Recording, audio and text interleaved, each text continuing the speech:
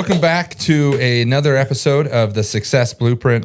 I have my business partner, Jason, to the left of me. I have my good friend, Garrett Foster, to the right. Garrett is an entrepreneur, a guy I look up to very much. He is just a super good dude, a man of integrity, and I really enjoy his friendship. He is also successful businesses, and but he's really killing it with this Prevail Legacy Builders, and it's a success coaching.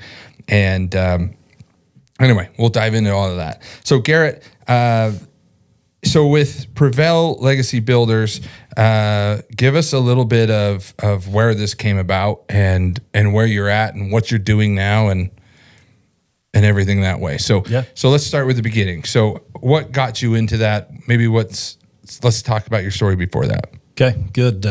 Thanks for having me on, by the way, too. I think everything started, from the beginning, there was always business was in my interest. And we had, my dad and my cousin had a business here locally, HK Contractors. It was our family business. And so I was always going to go into that business, eventually take it over, the whole drill. And then they decided to sell that business. And so it all changed from there. And so we went down the entrepreneurial road after that, got my degree from BYU, Idaho in business. Later on, after that, we bought Mrs. Powell's, partnered into the cocoa bean here locally, and tried our hand at some different businesses and learned every step of the way. I continued to work for the company that my dad and cousin sold to. And then I went back, got my master's degree from Gonzaga University in organizational development, and started kind of piecing together all the pieces of small business, big business, startup business, all the things, and then organizational development, and started to really build a framework of how to grow and scale a business. So in 2019, I stepped away from that and we went into the construction business. We grew a construction business for 5 years. I exited from that, and it was kind of a different time where I didn't know really what I could do or couldn't do from there. So what I did know is I loved helping people and I could help people.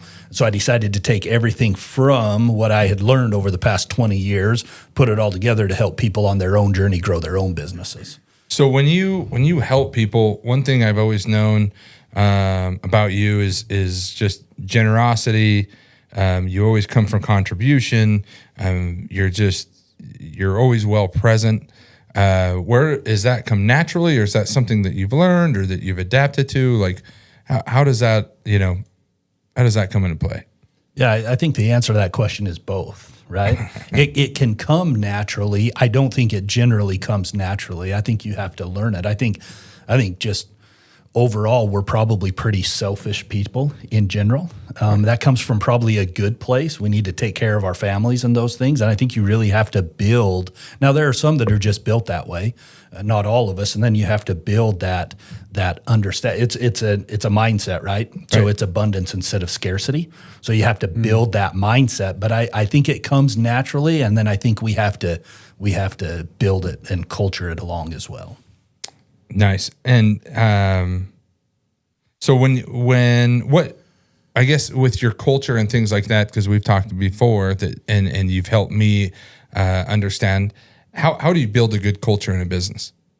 The place, most of the businesses I help where they go wrong with building culture is they take something that they want to be and they want to call it their culture, and then they want to build it. But the problem is you automatically have a misalignment of core values, right? And so like when I work with business, I'm constantly trying to encourage them, just embrace what you are. Like just because we have different core values doesn't make one good or one bad. So just who are you? What are you? What are you passionate about? What are you trying to build? And then embrace that, because then it's easy. So now it's natural. So when you're building culture, now it's natural and it aligns. It makes it a whole lot easier to do it. And then from there, it's just being true to your core values and repetition. So to talk about like every meeting we have. So after Prevail Legacy Builders and helping coach companies, we've now went into business several times ourselves. So we have several businesses.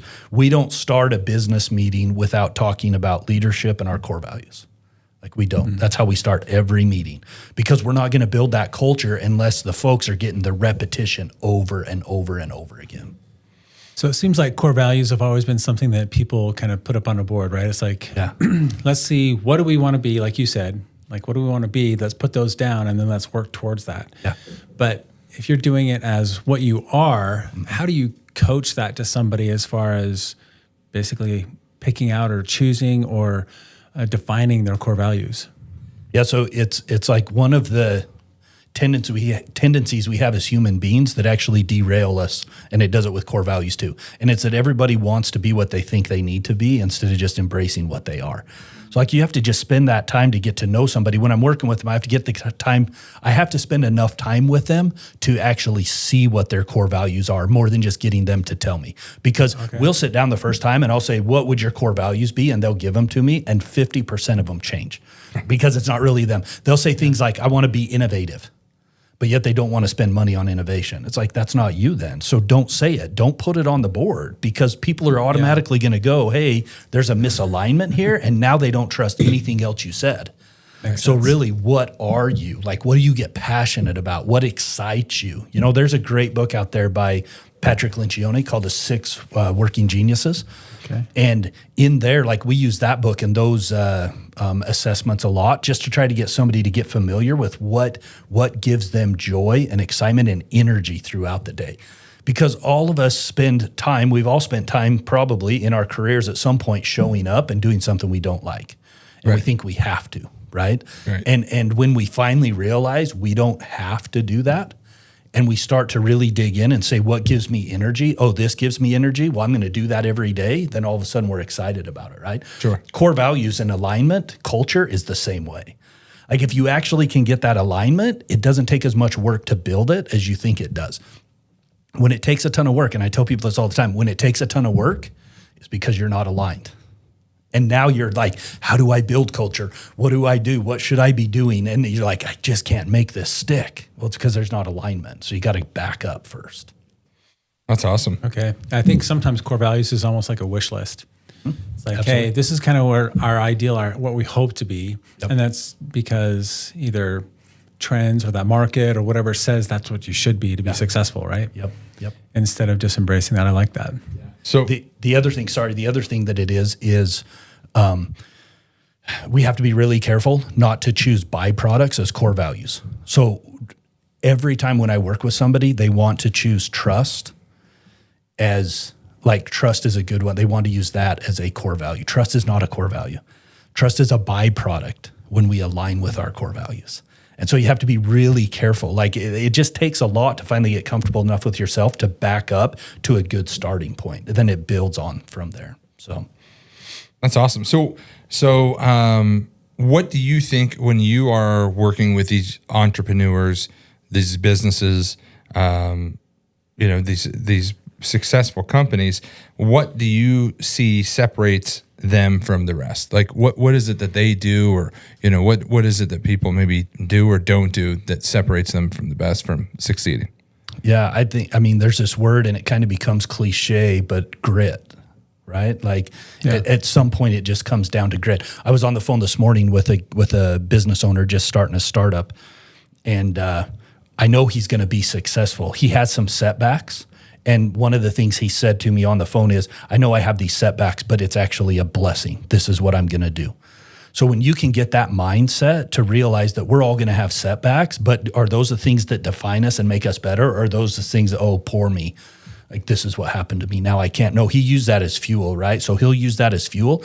And then the other thing he said is, just starting out, I don't know exactly what I'm doing, but I will take my product and I will go knock doors or find people on the street to share it with. And I was like, oh, that's what it takes, right? Because most people don't. Most people want to start a business, then sit in the office and have people just come into them, or sit in the storefront and have people flock to them. And that's usually not the way it happens. That's the way it happens. Like, we always talk about these overnight successes, right? With 5-10 years of work before that happened, right? Right. You go and you're like, oh, you're so busy. This is awesome. Overnight success. No, you didn't see the years that went into it. So most people, when they're seeing on social media or somebody's story, they're only seeing the overnight success, right? And they think that's what they want. I just want to show up, do a little bit of marketing, a few posts on social media, and they're all going to come, right? No, that's not what happens. So someone's going to have to put that grit in somewhere along the way. So here's a question. I think I know the answer to it. can grit be taught? Do you have it, or do you have it or not? You know what I mean? It can be taught as long as there's a minimum threshold. If someone's soft, they're soft. and there might not be a whole lot you can do with that. Right. And when I say soft, what I mean is I don't care how maybe potentially lazy somebody looks. Because here's the problem. We all are our worst enemy when we say, oh, this generation's lazy. So we start to define this generation. Right. That's not true. They're not any of those things. They just define it differently than we do. And because they define it differently than we do, we think we're right and they're wrong. That's the wrong way to look at it. They're not lazy. Right. They're motivated differently. And we haven't spent the time to figure out how to motivate them, right? So as long as somebody shows an ability to take feedback, Right. then I think that they can learn grit. But if they can't take feedback, it'll be hard unless they come with it automatically, that determination. That's awesome. That's awesome. I love that book. Is it Angela Duckworth, Grit? Yeah. Yeah, it's a really good book on that. It talks just about, that's kind of what defines a lot of people, right? I mean, that kind of sets people apart. Because if you have the grit, you're going to find a way. The first 5 ways or 10 ways may not have worked, but you'll find a way. Yep. Find a way.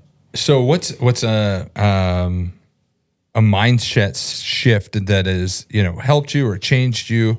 What is something that you've done to maybe make that mindset shift? 2 things stand out. One is when I was in college, BYU, Idaho, and I didn't know anything except for that I hated school. Well, that was just a continuation from high school. And I was like, this isn't getting any better. So I was powering through, but I was like, and I can't remember where it was from, but somehow I got introduced to Robert Kiyosaki, Rich Dad, Poor Dad. Yeah. Completely changed my mindset. That was a paradigm shift for me, in a good way. Right. And it was also the first time that I ever realized that to go against common belief is a good thing. It was the first time I ever started to challenge traditional beliefs. Right. And people challenged me on it. And I was like, yeah, it feels good to be a rebel in this sense, right? I was like, this is okay. I love my dad. He's one of my heroes, but he's very conservative by nature. And so as I would learn about Robert Kiyosaki and what's an asset and what's a liability and rentals, and I'd go to him and talk to him, he was just like, just keep going to school, get your degree. And I'm like, no, that didn't resonate with me at all. And so all of a sudden, that was the first mindset shift. The next mindset shift, mindset shift wasn't really a shift as much as a confirmation, is in 2023 when I exited out of a partnership, and it was kind of a rebuilding at age 44. I was like, what is going on? It was kind of a restart. And I was like, man, this is a little bit late in the game. It was an interesting, confusing time. A restart, right? And so it was over Christmas. We went up to the cabin for Christmas, and I read a lot. And somebody recommended a book called The Alchemist to me. Yeah. I had never read it before. I don't know how I had read so many books and never read that book before. But it was just redefining, and that was the place that helped me reconfirm that it's about the journey and about the process. And I was able to really try to, as much as I could, embrace the spot where I was at, and none of my doings that got me there. Right. But embrace the spot that I was at to say, okay, this is where I'm at. What am I going to do with it from here? Right. And so then what it did is, then because of that mindset, it starts to create opportunities. Right. Instead of defeat. Right. That's awesome. That. That sidebar when we were up there, one thing that's, always stood out to me that I thought was pretty awesome is just your generosity and again, just the way that you are. I remember that time, and we talked about that time, and it was I remember running into you up there at the pizza place. Yeah. And anyway, I remember being like, man, that it's gotta be a confusing, rough mental patch for him, and I remember feeling so bad. And anyway, I told Lacey, I was like, hey, we're going to buy their dinner. And she's like, awesome. And so I was like, it'll just be a nice Christmas gift.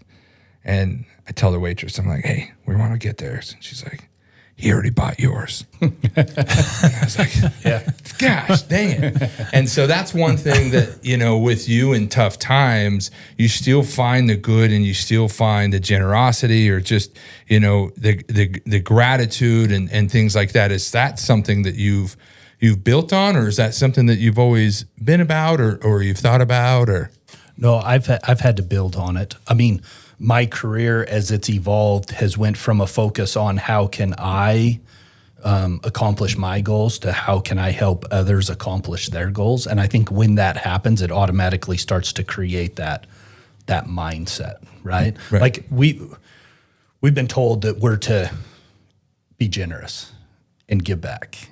It never says if you have a lot.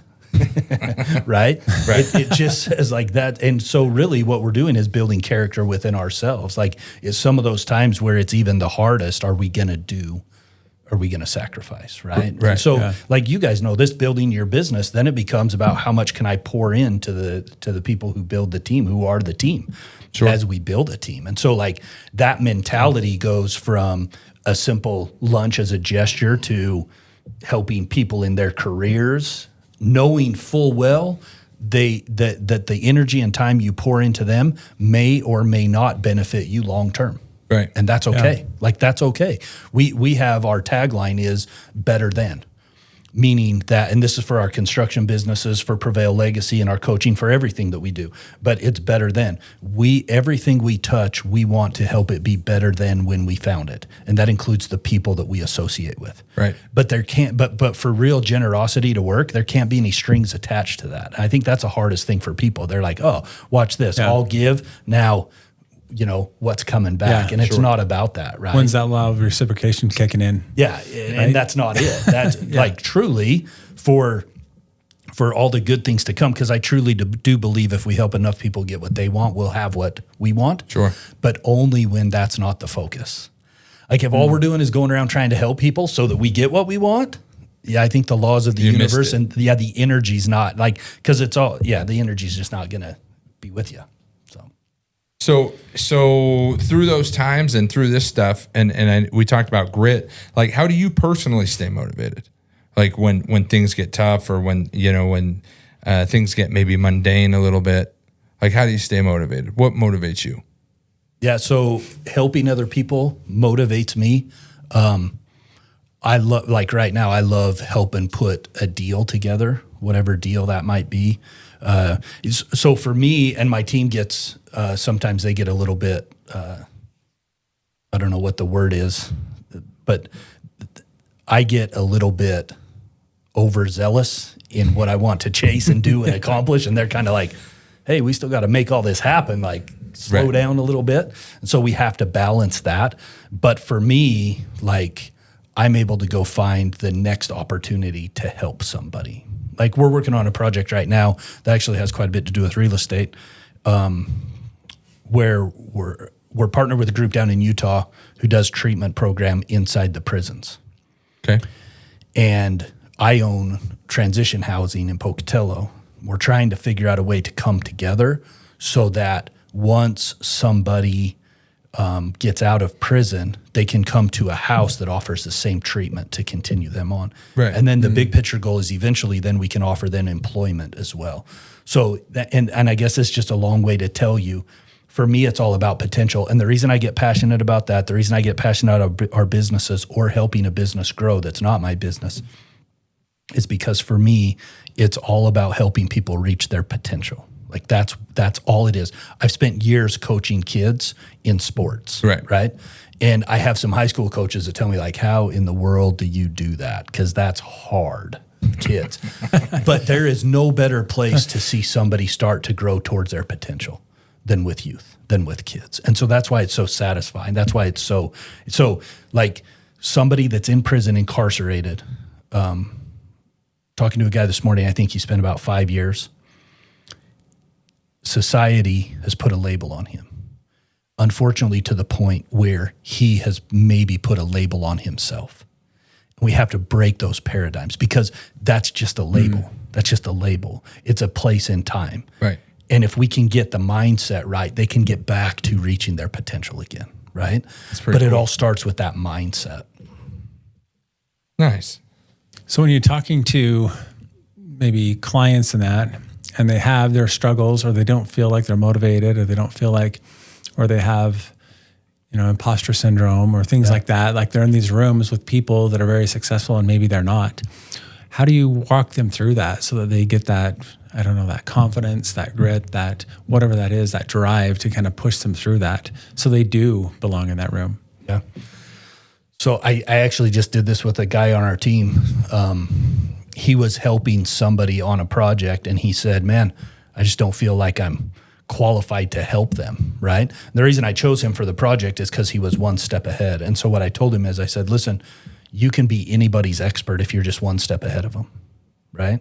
Yeah. And he said, okay. I said, are you a step ahead today? He said, yeah. I said, can you have that meeting with him? Yeah, I can. Okay, let's go have that meeting.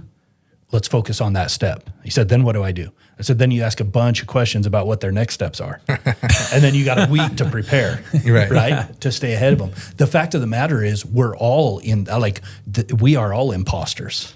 We are all learning, right? Yeah. When we got in the bakeries, I'll never forget, and I share this with people, when we got in the bakeries, I knew nothing about bakeries. So I was trying to get financing for it. Ultimately, we didn't get financing, but the bank asked me, they said, do you know anything about bakeries? Because that's their question. They're not going to give you money unless you have experience. And I was like, yeah. So we were in construction, right? HK contractors. And I said, yeah, got all kinds of experience. They're like, oh, really? What kind? They're looking at my work history. And I said, well, at HK, we go and we take rocks and dirt, ingredients, and we put them in a hot plant and we add tar and oil and we cook it and we sell it to the customer. Right. And they're like, that's not the same. And I was like, okay. So anyways, we didn't get a loan, right? But it's just that part of it. When I got into that industry and knew nothing about it, I'll never forget, I went to the first show, the whatever they call them, the trade show. Right. Okay. Went to the first trade show. I felt like I knew nothing. I felt like an imposter, everything. 1 year later, I went to that same trade show. And I remember because of the work I put in to learn the industry, people were coming to me asking for advice. Does that make sense? Mm-hmm. In 1 year's time. And these are people who have been in the industry for a long time. And it wasn't that I did anything special or that I'm anything special. It's just that I put the work in for that year. I was going to go study the industry, figure it out. And the fact of the matter is most people aren't. Most people are complacent. They're just sitting back and letting it come to them. And so all we got to do, it goes back to grit a little bit. We just got to put a little bit of work in, and it will be amazing how far ahead we can get. So I like that. I mean, I like it when you say, oftentimes we forget. Anybody who's successful knows that we're all growing. We don't have it all figured out. And they know that everybody else is growing and learning. But it's also one of those things that's easy to forget. You know what I mean? You can get discouraged easy. But I do like that because when you realize, look, we don't know what we're doing, you know? And so anyway, that's a great mindset. We see that all the time in real estate, right? Yeah. You see it all the time where people come in and some people you think are going to just crush it, but they feel like they almost know it all and they stay complacent and they just continue on that path and they don't really grow. Yeah. And then somebody else comes in with zero experience. You're a little bit like, I don't even know if these guys can do it. Right. But they put in the work, put in the time, they want to learn, they grow personally as well as growing in the business, and they do really well. Yeah. And so we see that all the time, it seems like. Well, and then there's often different ways that they're doing it, right? So there's different ways that agents are doing it than what we do. Yeah. And so sometimes we look at them and we're like, what in the world, you know? But again, like what you're saying, they're out trying something new, learning it. And it's just, you have to kind of reset and be like, man, maybe they're going to find something. Maybe they're going to coin a new niche that we're not going to know anything about. And so you kind of have to appreciate, and you do a good job of that, of just appreciating what everybody's trying to do and what they're, if the effort's there, that's the big part. I think there's a story too, Vince Lombardi. So he was coaching high school kids and then eventually made the transition to the NFL. And he thought he would coach the kids the same, or the NFL players the same. And in the beginning, it was rough. Everybody's like, you can't teach us like we're high school kids. Right. You know, we're professionals. And so he was early on, he was at a hard place. He walked into the locker room one day, and Frank Gifford was their quarterback, the leader of their team. They're in the locker room playing cards. And he walked in, sat down, and he said, help me know how to teach and coach these guys. And ever since that happened, they built the bond, and then he had a leader from within, and then they path forward, right? And so I had 2 conversations last week with clients of mine. One was an AI technology, and the other one was a way to have a daily huddle. 2 things that we're currently trying to figure out in our business too, because the daily huddle just doesn't work for us. Like, I know everybody says you're supposed to have it. Like, it's hard. Both those clients, I said, I'm going to do everything I can to help you succeed. And when you do, I'm going to take what we learned, I'm going to implement it in my businesses. So isn't that weird that a business coach would be telling them, I'm going to take this and put it in? But that level of transparency and humility, I think, goes a long ways. I agree. What would you say, like the biggest mistakes that you would say that people make in business? In business? So you've seen a lot of, I mean, you have a lot of friends in business. Yeah. You've helped a lot of people in businesses. You've ran a lot of businesses. Some that succeeded. I'm sure you've had some that didn't so much. Yep. What do you think is the commonality there that you feel like helps them succeed, or the opposite, maybe, helps them fail or goes, towards that train? Yeah. I think the answer is a little bit, it depends in what stage of growth they're in. Right? Because it's a little bit different for somebody who's just beginning versus somebody who's trying to take their company from 100 to 200 million or beyond. There's different things that catch them. But somebody starting out, I would say generally it's an over focus on the product and not necessarily the business. So in other words, I think it comes kind of intuitive for most people to get into business for themselves, and they've already thought through a good product. Right. But what they haven't thought through is the back end and the business end of things. Right. And that's usually what gets them. Because things start to happen like cash flow, collecting money, all the things they didn't think about.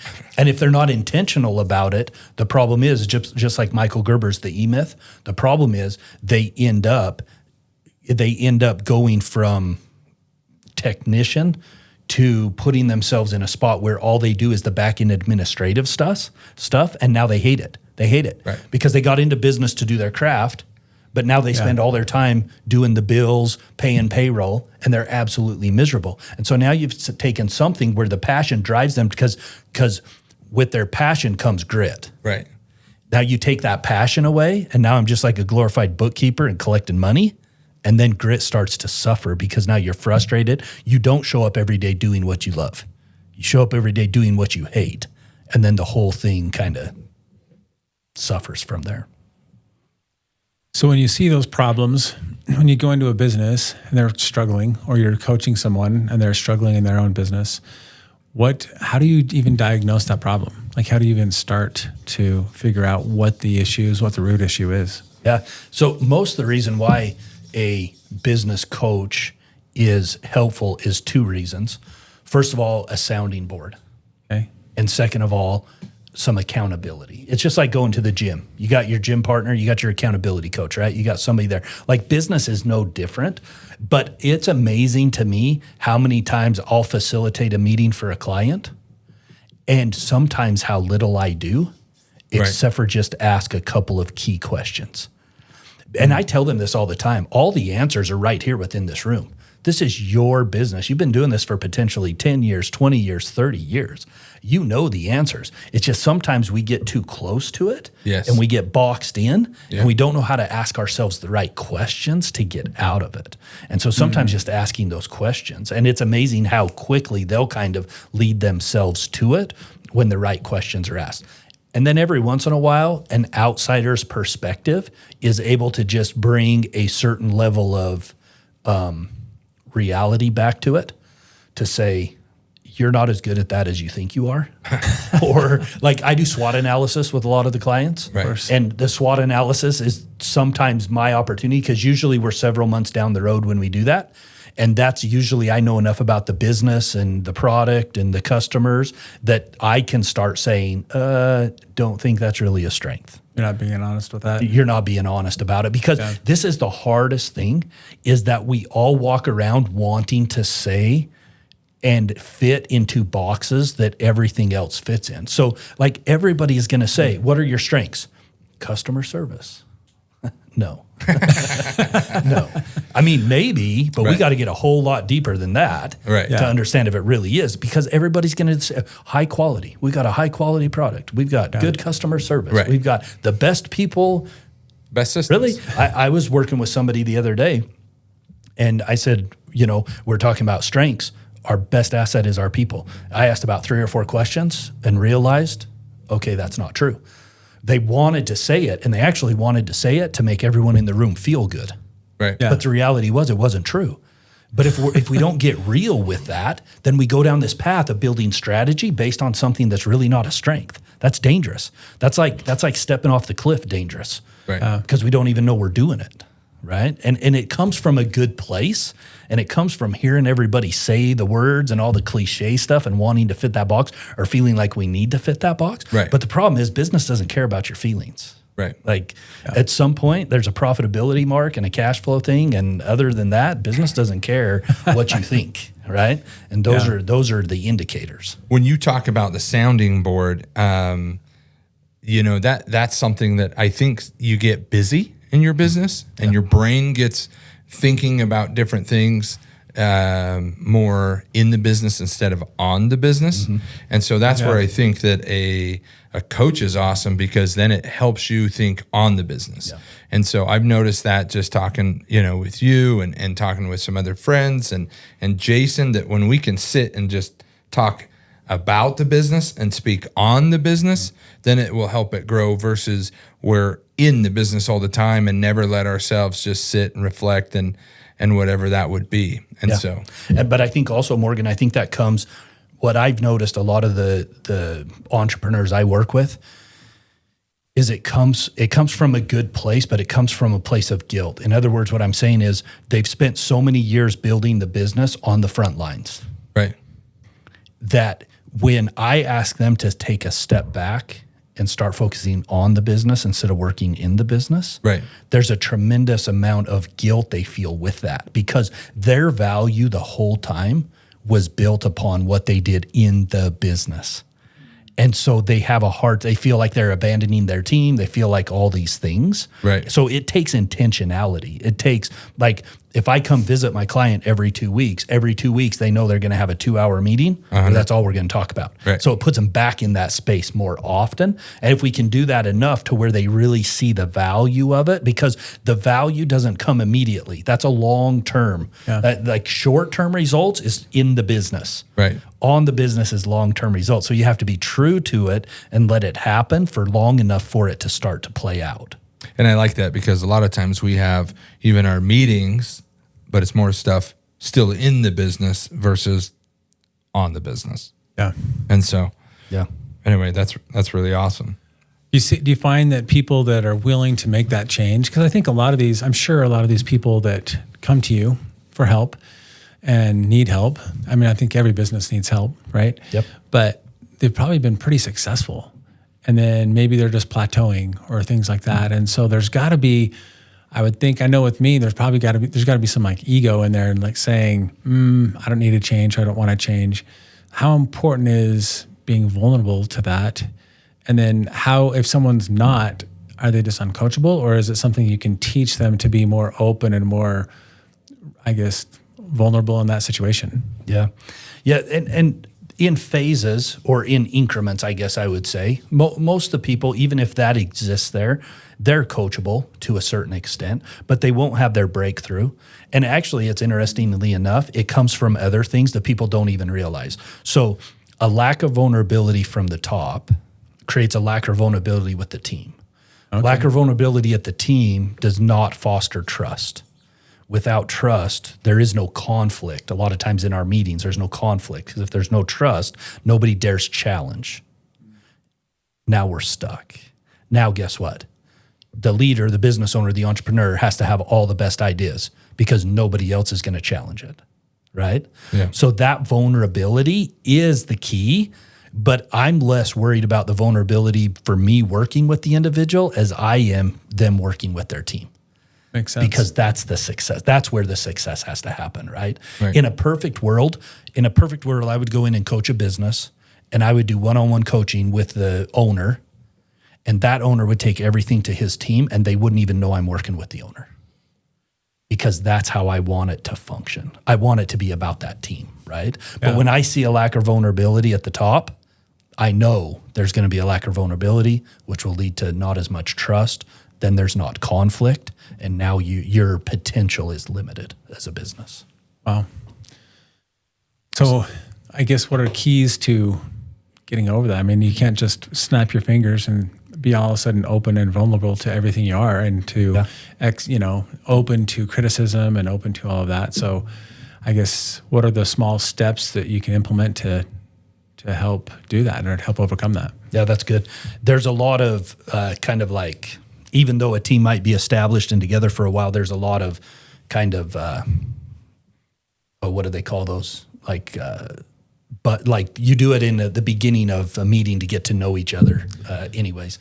So there's little activities. Trust exercises, Yeah, those there's kind of little things. activities that you can Introductions sort of do, the things, introductions. Yeah. Like you can do those things and start to introduce it back in. Okay. But really, if we can get to a place where somebody would at least just give it a try, like that's what you have to do. Like vulnerability is something that we're so scared about until it happens. And then it's this actually alleviating feeling. Because what we do as people is we put this expectation on ourselves or by others, but there's a huge expectation. So we think we need to, as the business owner, I need to be perfect. I need to know everything. They all look at me as the leader, right? Right. And we don't understand that's building so many flaws within the business itself. Even if it's just something little like saying, I don't know, that's a good place to start. But it's amazing how many business owners won't say that.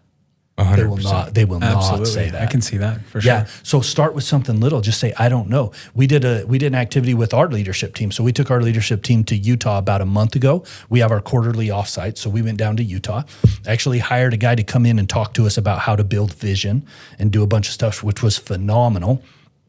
But we did an activity where we started that meeting and this is embarrassing for me to say as their leader, but we started an activity where we had everybody, there was 12 of us there, everyone around the table went and talked about what was their biggest challenge they went through as a child.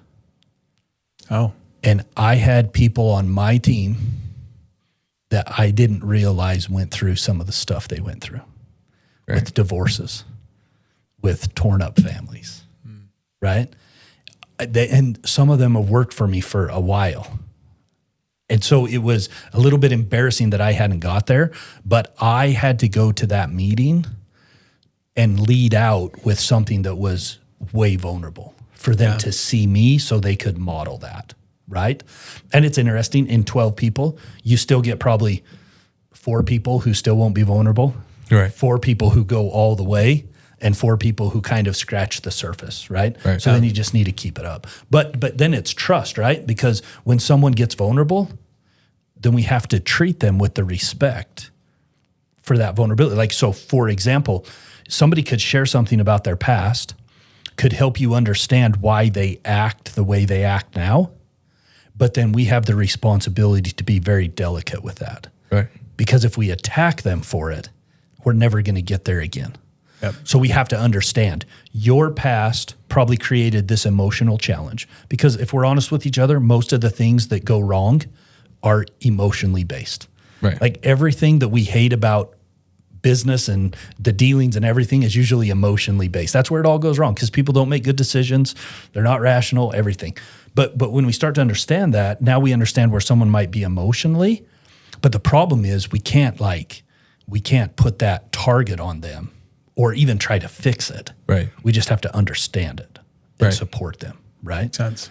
But then you're going to build some trust. Like, you want to talk about trust? Now you're getting to places. And so trust creates loyalty. And in business, I think that's what we're all striving for. Right. A lot of people want to pick that as a core value too. No, that's a byproduct. It's a byproduct. So your core value is a byproduct of trust. Trust is a byproduct of, or Your trust is a core value, byproduct of your core values. Loyalty is a byproduct of trust. And that's where we're all trying to get. If we're thinking about our customer relationships, we just want loyalty. If we're thinking about our team relationships, we just want loyalty. Like that's really the loyalty is the holy grail. Yeah. So when somebody talks about trust and loyalty, right? They sit down and they're like, you say, what do you expect from, this business or this team, or what do you expect? And they're like, trust and loyalty. And this is, I'm referencing to maybe a hire. Does that, because I like what you're saying, and I totally get it. Do you just dig in deeper? Like how much are you willing to go to get that trust? How much are you willing to go to get that loyalty? Because we have agents that will join our team, and I like these values because you're right. And they're like, I want to be in a good, work environment, and I want trust and loyalty of, the team. And from what you're saying, it makes me think like you dig in deeper, and it's like, okay, are you willing to do what's necessary to build, trust within the team? Are you willing to build what's necessary for loyalty of the team? Yeah. Is that something that you do a little bit, or when you hear that, or? From the very beginning. So you talked about hiring. So this is interesting. I had someone ask me a question a week or so ago, maybe 2 weeks ago. They said, I'm trying to pass over. It was his assistant. Said, my assistant has some of these personal things going on, and I'm trying to support her because I want to see her succeed, but I don't know how to cross that boundary, professional, personal. And my only question was, why? Why are you so scared about it? So when we sit down with somebody to hire, right, the only document we look at is our core values. And we say, these are our core values. It's going to be better for us all if we don't align right here, that we don't go down this path. Right. I don't even care how big of a top performer you are. Because so we do skill versus will.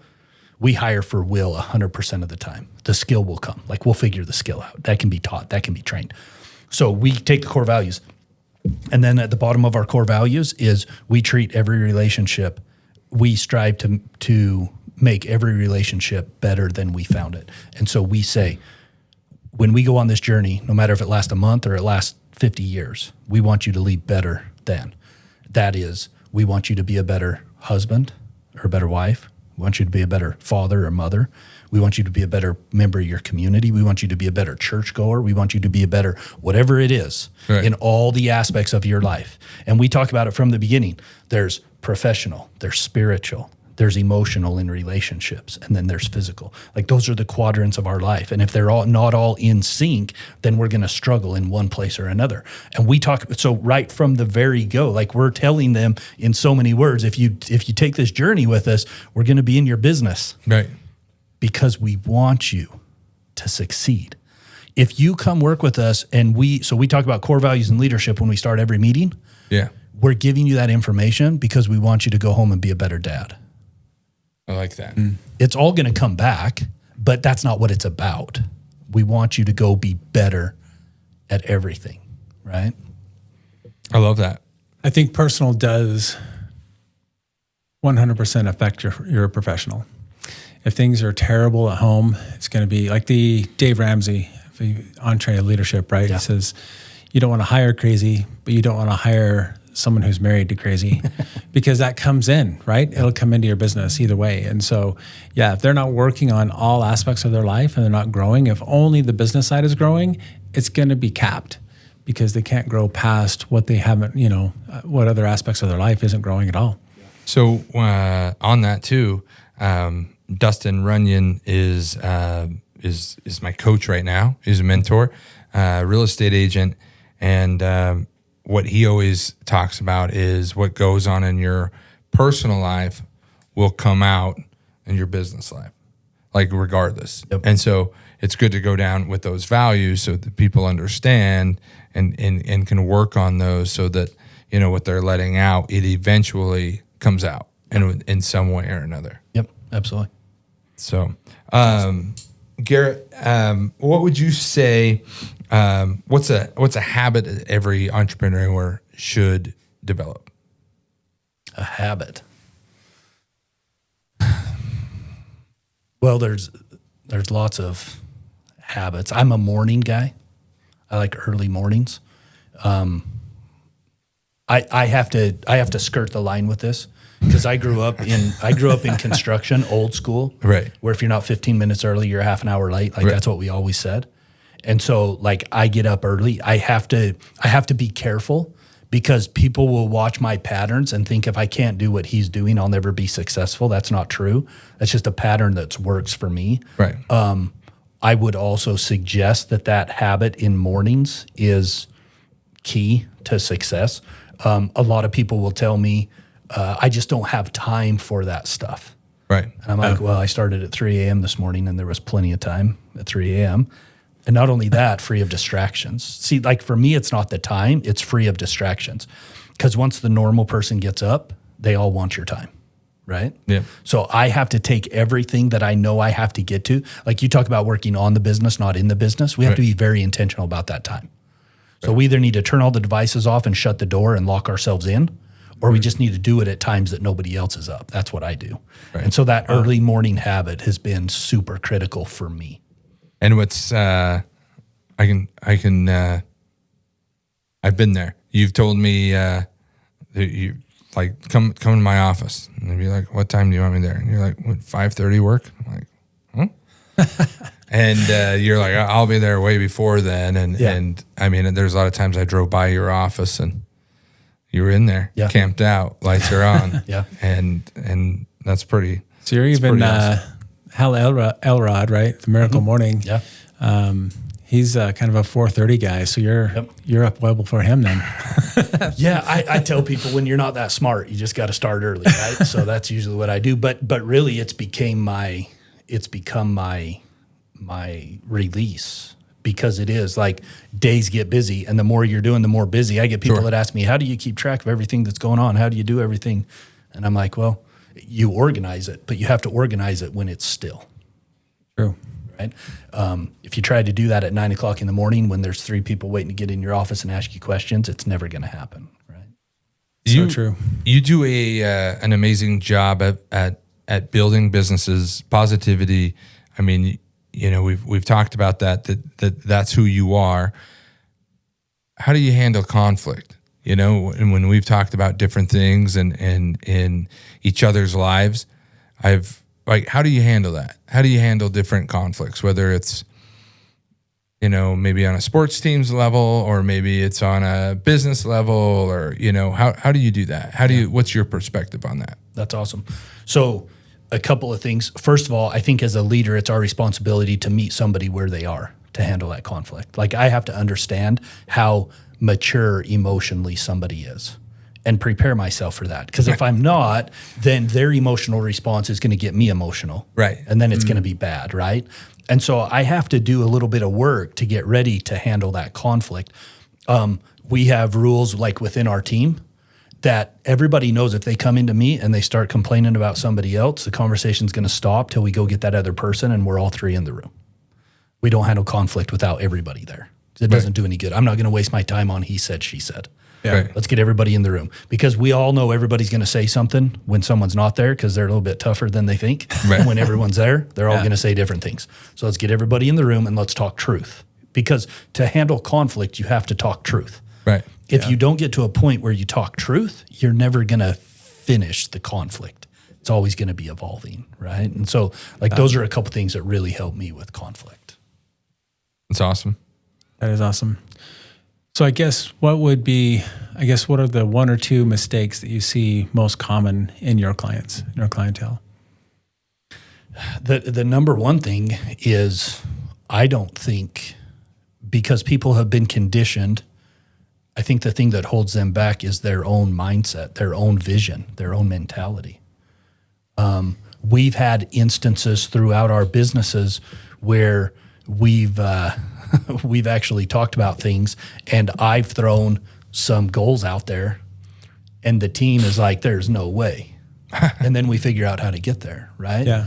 Like I'm really big into not affirmations, but vision, right? Okay. And being able to paint and understand that vision. And then through affirmations, we get there too. But it's all about the energies that are working together. So if we can align those energies, then good things happen. That starts from a place of vision, being able to really see it, and then understanding why we want that. And then that drives the passion to go get it, right? And so those things, but most people I work with, a lot of people I work with, they've lost that. They've been conditioned. Like we should all spend every hour of our lives fighting against the traditional conforms that are trying to power us, Right. without getting too deep into it, right? But everything, the school systems, everything is actually not helping us open up to vision. It's suppressing what someone else thinks we should be, and then having us follow along in this box. Now the crazy thing is you got all these entrepreneurs who are the epitome of rebel, Right. but over time they start to put themselves in their own box because maybe they stubbed their toe and growth hurt. Maybe they figured out some hard lessons. And so then everybody starts to cling back to comfort. Right. And comfort's the killer. Like comfort is the killer. We have to wake up every day figuring out how to step out of that comfort zone because that's where growth happens. So if we wake up and we go, wow, that was a great day, so comfortable, just easy going, like that, you stepped into someone's trap. Yeah. Like that's a death right there.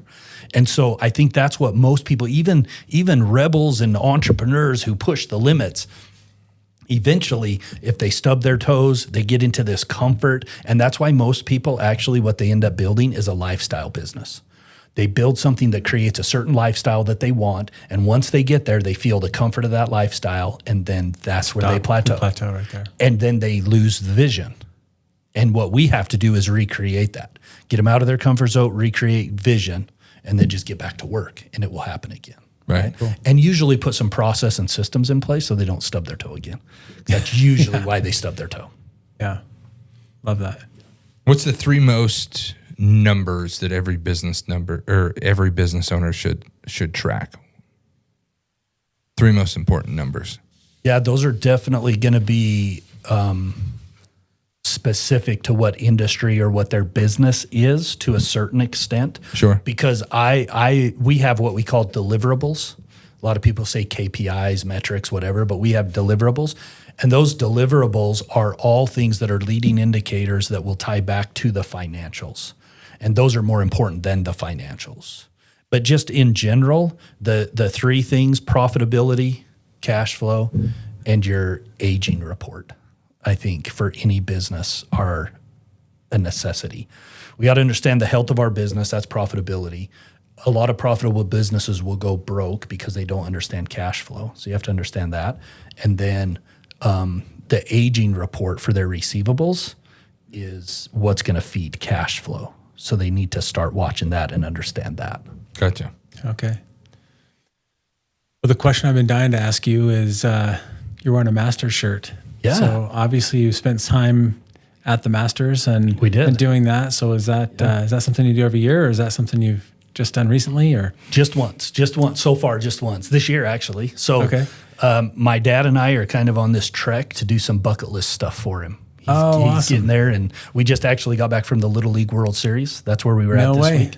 That's awesome. Which was phenomenal too. So we went to the Masters this year, and had that experience, which was for a business guy and a numbers guy, like to just watch the whole production. I was just geeking out over the whole thing, like the whole thing. And the golfers were cool and the grounds were amazing, but like just the whole operation was phenomenal. They've got it dialed in. Yeah. Yeah, it's pretty cool.